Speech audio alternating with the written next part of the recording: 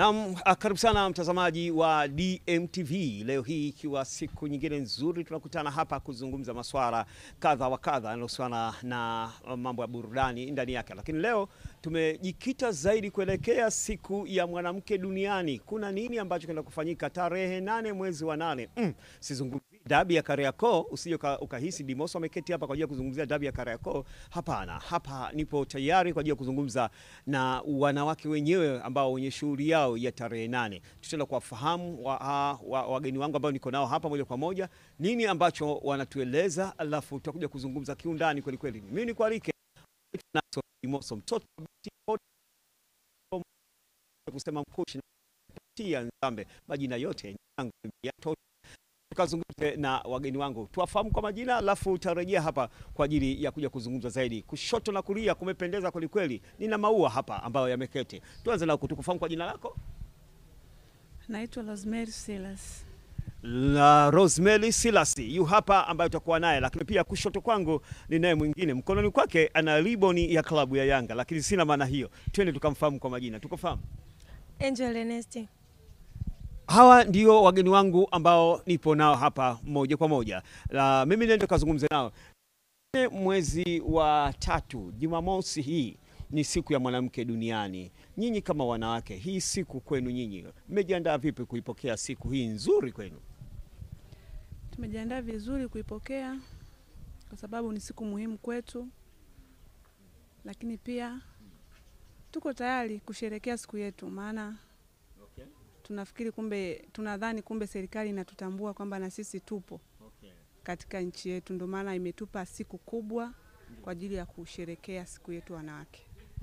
Rosemary anasema serikali imewakumbuka na wao, kwa hiyo ndio maana wako hapa kusherehekea siku yao. Je, kwake Angel na yeye anasemaje kuelekea siku ya mwanamke duniani? Sisi kwanza tunafurahi, kwanza ni siku yetu, pia dunia inatutambua kwamba uwepo wa kina mama tupo, hivyo tunaifurahia siku yetu kwa sababu ni siku ya kujidai, siku ya tarehe 8. Okay.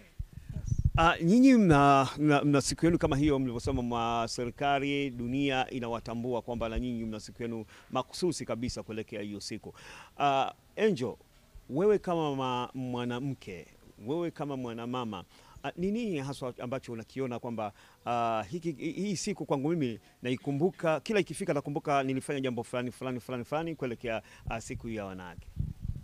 Kwa sababu mimi ni mjasiriamali. Okay. Pia tunachapa kazi kama unavyoona mama sasa hivi anajishughulisha. Hivyo. Okay. Mjasiriamali wa nini Angel? Muziki. Najishughulisha na muziki. Yes.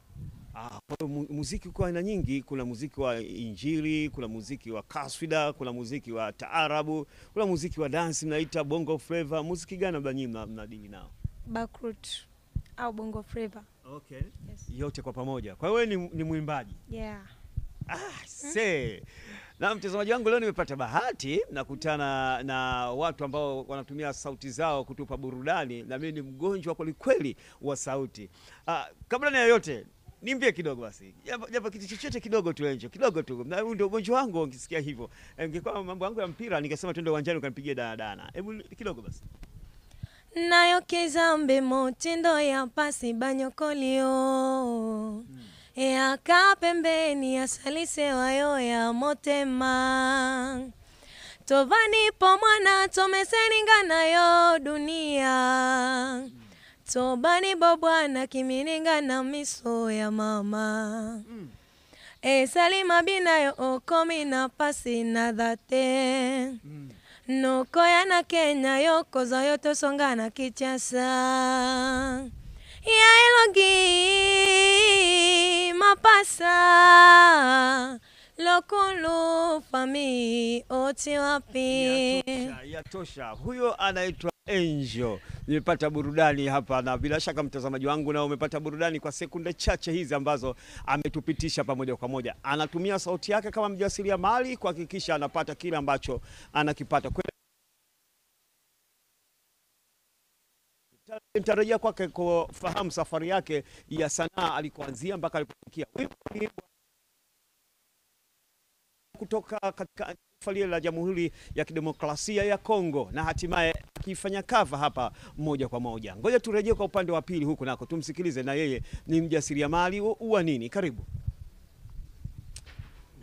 Mi pia nafanya mziki. Okay. Ndo kazi ambayo naifanya kunipatia kipato. Kwa hiyo nyinyi wote ni wajasiriamali wa sauti? Ndio. Hapa tutapata sauti, huku tumepata tayari na huku nako bila shaka tutapata sauti. Mimi ni mgonjwa sana wa kusikia mtu aliponiambia kwamba anaimba basi napata wazimu kweli. Hebu na wewe tusikie kile ambacho unakifanya. Wewe Mungu tu unaestili wingi wa dhambi, tena unayesafisha dhambi za watu hata kama ni chafu. Wewe Mungu tu unaestili wingi wa dhambi, tena unayesafisha dhambi za watu hata kama ni chafu. Mpo wokovu, tupo ndani ya Kwaresma. Kipindi hiki tunapata na nyimbo kama hivi, basi pasi na shaka Kwaresma enda vizuri vile vile, au sio? Kwa hiyo ni wakati mzuri kweli kweli. Mimi nisemea yatosha. Hawa ni kina dada ambao leo hii nazungumza nao hapa moja kwa moja kuelekea siku ya mwanamke duniani, na tumefahamu kwamba wao wanatumia sauti zao ili kujipatia kipato na kufanya maisha mengine yasonge mbele. Angel, umeniambia wewe unatumia sauti yako na tumesikia sauti yako ukiitumia kwa uzuri kabisa hapa bila shaka yoyote. Safari yako ya muziki, ni mwanamuziki gani wewe labda alikushawishi ama kupenda mpaka kwa sababu mimi natamani na mimi niwe mwimbaji kama hivi? Kwanza napenda muziki wa Kikongo kama Mbelani Bela. Huo ndo alinifanya ni tamani mziki na pia ni upende mziki mpaka kufikia hapa nilipo. Yes. Changamoto gani unakutana nazo? Changamoto ni nyingi, lakini kama mchapakazi, mwimbaji pia lazima ukubaliane nazo kwa sababu ni ndani ya safari. Yeah. Wakina dada nyinyi mnakutana na changamoto nyingi sana katika majukumu yenu huko. Inasemekana hivyo. Kwenye muziki huku changamoto gani ambao unakutana nayo? Sema hakika mpaka nimefikia hapa nilipofika, nimepitia kwenye changamoto nyingi, ama bado kuna changamoto unakutana nazo? Sema nao, siku ni yenu ya wanawake hii. Changamoto ni nyingi, lakini tunapokutana nazo tunakabiliana nazo na tunazimudu pia. Tunaendelea na safari.